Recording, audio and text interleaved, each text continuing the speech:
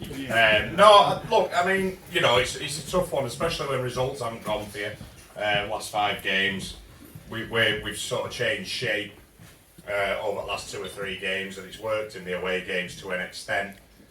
But we're sort of now trying to find answers to questions rather than, you know, when we started the season. I think it'd be fair to say that I would have much preferred to have done a fans forum after the first 9 games. But yeah, no, look, I think it's a fair point. I think when we talk about aggressiveness in midfield, I don't think you'll find a midfielder in this league who's much more aggressive than Bailey Kenny or Chris Mather, to be fair. I mean, Chris Mather. We only play one at a time. Yeah, well, Bailey's just come back from an hamstring strain, so we're just looking after him at the moment because the last thing we want him to do is be out for 5-6 weeks. So, in fairness, I mean, you can act like, obviously, it's a fair question, but people don't always see the bigger picture. You might think, oh, why is he not playing so and so? Why is Youlson not playing? Not fit. Bailey Kenny, James Stanley not involved. Who else have we got out injured at the moment?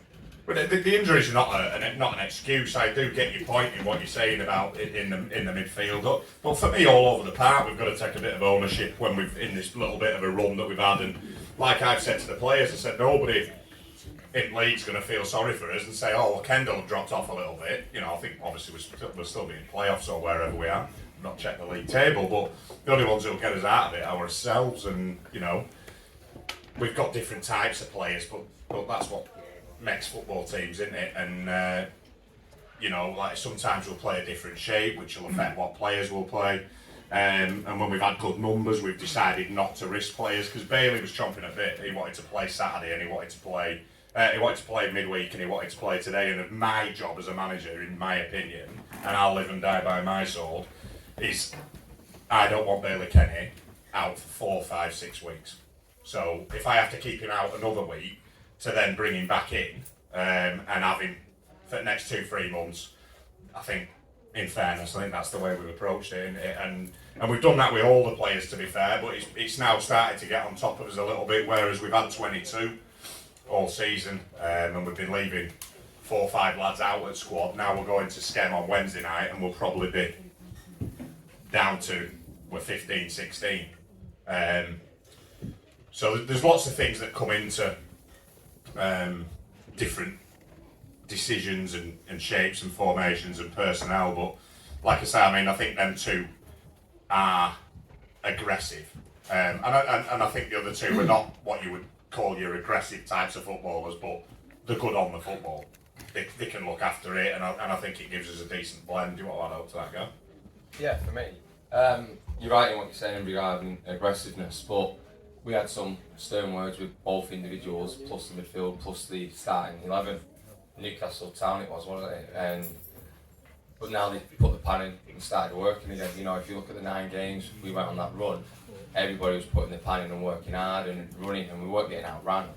As some games where we haven't had that tenacity, it's because other teams are outrunning us, and we've addressed that. And if you look at today's game, this bit of run we're in. Do you not feel today that you've been out? I think particularly in midfield today, you've been outrun again in midfield. See, I disagree. I think the number 10, he had that little bit of quality. If you look where the goal came from, he's probably reversed ball in there, and his brother's tapped in with a header and got knocked out for it. But I don't think we've been overrun in midfield apart today. We haven't cut through us. If you look at Newcastle Town, 2 of their goals, he got ran through us, chopped it back, and the midfielders knocked it in, and that's why we've been ran over. So how many times in midfield today did we drop? The ball dropped in the middle field with 5 yards, 10 yards off. And that's the difference with the second balls. That's graft for me. Yeah. That's the 2 midfield graft. That for me is the ability to work in the midfield. We've lost the ball in midfield so many times. You're right in what you're saying regarding second balls. We need to win more second balls, you're right. But that doesn't come just from the easy one is we're getting overrun in midfield. What we should be doing is the back 3 should be squeezing up, the front 2 should be dropping in and condensing the play, because then it's easy and there shouldn't be massive gaps in the middle of the park. Like the second goal today, they picked up the second ball, got out to the left wing and he's got his shot off. We're not compact enough, and that's where the second goals come from today. So I get about the aggressiveness, but top and bottom of it is we should be getting outworked, and today we never got outworked. I just thought they had that little bit of quality where he's picked up the second ball and reverse ball and then he scored from it. It's frustrating to concede a 95th minute winner. Just adding a little bit to that, we always talk about being short back to front. So the distances between our back man and our front man have got to be nice and short. We've got to be compact. And I think you can break every goal down, can't you? And think, well, he should have done that better, and he should have done that better. And as a whole, we've got to do things better. We know that. It's things that we've tried to rectify. We've changed the shape. For a moment, for whatever reason, it's just not going for us. We've sort of spoke about it, and with leadership and looking at things like that, and somebody just to take the game by the scruff of the neck and things like that. And we need to stand up and be counted more. And the players know that. But doing it is a different matter, isn't it? And we've identified these things, to be fair, but it's getting them right, and it's will them players get it right, or might we have to look at bringing somebody in who's got them qualities? Do you think you have a captain on the pitch? From what you hear on the sideline and what you learn and listen, do you think you have a captain that talks that way? Because I don't see it from the side of the pitch. Yeah, I don't see that target. For instance, your captain, I don't hear nothing. There's no shouting, was there? Oh, well, when you're shouting, you've got to be shouting constructive stuff, and captains are different material, aren't they? Sometimes you might look to a captain that's got experience, who's played at a good level. It might be a captain who you might look up to and say, right, look, every week he trains hard, he sets the standard in the dressing room. People only see what happens on the pitch, they don't see what happens around the club. But the pitch is the main thing. You've got to get results at the end of the day. Your captain's going to be verbally aggressive or verbally constructive on the pitch. And do we hear it? For me, I don't hear it on the sideline. No, nothing. That is a stereotypical type of captain, isn't it? A very old school one. Doesn't always happen in football nowadays. You have people who lead in different ways. Maybe not always the most vocal player on the pitch, but for me, honestly, I have never been hung up on a captain. For a football team, and we are short of them, I agree with you, we should not be looking to our captain to say, you've got to do this on your own. We need 4 or 5 leaders who are going to step up and stand up and be counted. And at the moment, they haven't done that. Earlier on in the season, they did. And it's something that we need to rectify going forward. From the committee side of it, we've had nothing but support, and they've supported me this season in things. And, we've never had, and well, I know Gav's only just come to club in summer, but I've always had a great relationship, and I'm not just saying it because he's stood next to me, but me and Chairman get on well, and he's supportive whenever I ask for anything. I always generally get what I want, within reason, and I know that, you've got to have expectations in life, and I think sometimes what I'm saying is that I'll get at this football club what they can give me. When we had the in pre-season, we said that the target was 5th, and we're 3rd. Well, the target's based on your budget, and we are privy to what other clubs are paying, and we're probably the 7th, 8th highest pays in the league. So we're asking for value added from Jimmy and Gav to help us finish 5th. We're 3rd. And that's a good point. That's amazing. And that's good to Look at understand it, for the for rest our of us. seasons now. Well, If it's 6, 7, that's a good one. We don't necessarily. I think If it's 6, 7, 10. I think what everybody's got to appreciate is we're competing in a football league where a team gets 4,000 fans. And that is a tough one to compete against. And don't get me wrong, money doesn't guarantee you success, but we all know that at some point, Bury will come good. Yeah. Because if they get players in and they don't do it, they'll go and bring a raft of players in because they can. Because players want to go and play in front of 4,000 fans. Look, the proof's in the pudding. It's there for you in black and white. Our top goal scorer, who scored 33 goals last season, went to Bury when we thought he might not do. But look, I don't blame him for that. But he went there because he wanted to play in front of 4,000 fans, even though it was going to be a tough challenge with him driving and going on his own and all that. And then on top of that, when you're earning the revenue that they're earning, their budget is going to be up here. Look at players. They've just gone round and Benito Lowe and players like that, Darius Palmer. they're good players, but they're not ripping the league up yet. But at some point, or at the start of the season, you would expect Bury to be at the top. And if anybody finishes above Bury, they'll win the league, in my opinion. And I still stick to that to this day. And if they don't, then they've had a big failure, in my opinion. But for ourselves, I think it's about being realistic where we've come from. Last year, we had a good back end to the season from sort of November onwards, finished halfway in table. This year, we've set off like an house on fire. We're now third in league. If that's our biggest problem as a football club, then I think we're doing all right. Yeah, well done.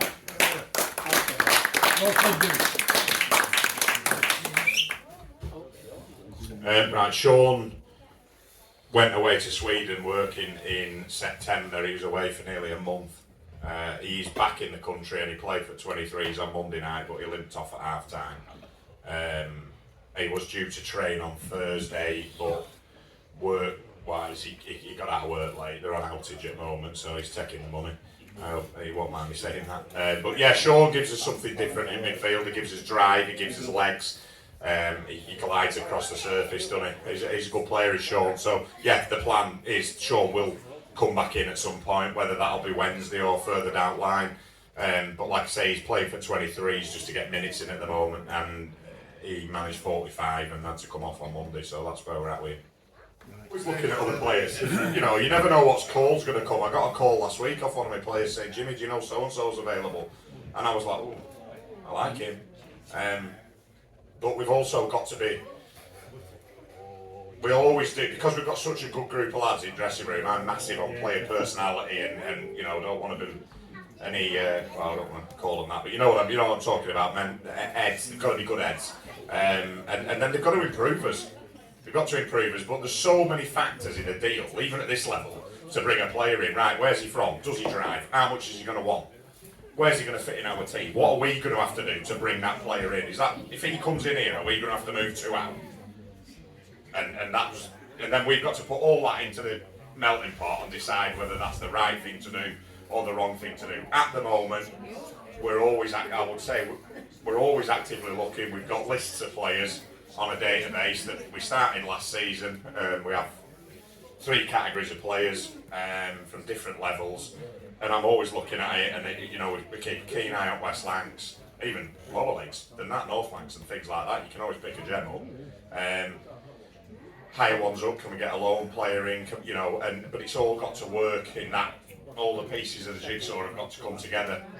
You know, so it's a tough one. But look, we would never turn a player down if we think they'll improve the team. And as much as we get on well with all lads, if somebody's better than them and is available and will come in, we'll be ruthless and we'll do it, because at the end of the day, it's all about football results for Kendal Town, and if we think that will help us, we would push forward with it if we could do it.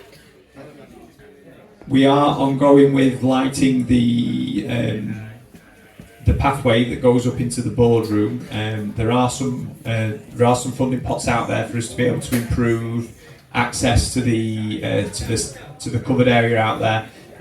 So yes, there are plans, and that's an ongoing process. But at the moment, from a league point of view, we more than meet the requirements for disabled access. But it's something that I'm quite mindful of, because my father-in-law's a wheelchair user. So, but at the moment, yeah, that's where we're at. So I don't want to get ahead of myself, but I think the plan is we're going to start selling merchandise out of what is currently the boardroom. Any shorts with pockets? Shorts with pockets, Primark.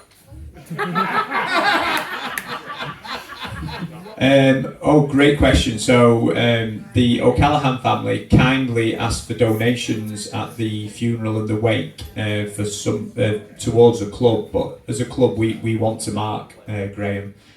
So there have been a few ideas floated around. We just haven't met as a committee since to finalise that. But rest assured, any money that was collected at the funeral or the wake will go towards marking Graham O'Callaghan within this stadium. Great. I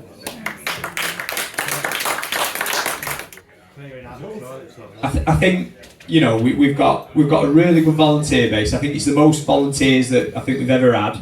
It still doesn't feel like enough. This club's not used to tendering 300, 400, 500 people on a regular basis. there are tons of process problems that we need to get over. If you say match day volunteers, we're always short of stewards and people to help keep the community safe. You know, I'd definitely say that we're operationally short on. You know, when you're saying about selling merchandise, it has to be one person's job. When you're talking about you know, doing a can bar, which we will be doing for Bury, that's got to be at least 2 people. We had 17 volunteers available to attend today's game, and everyone was allocated an area. And you know, I think some areas are harder than others, but all of them have got their own intensities. So I wouldn't want to say we're short of anything. We're just short of good people. And what we tend to find, and we all laugh, Ellie Peacock's had how many different roles this year, Ellie? We call it Ellie Roulette. We just spin a wheel and whatever it lands on, Ellie gets to do. I think Kendal Town Football Club is based on good people, and we tend to find that they fall into certain areas. So, you know, we're an open, transparent committee. If anyone wants to get involved, come and get involved. It's as long as, you know, you fit into the club's ethos, which is, you know, hard work and dedication, then that's absolutely fine.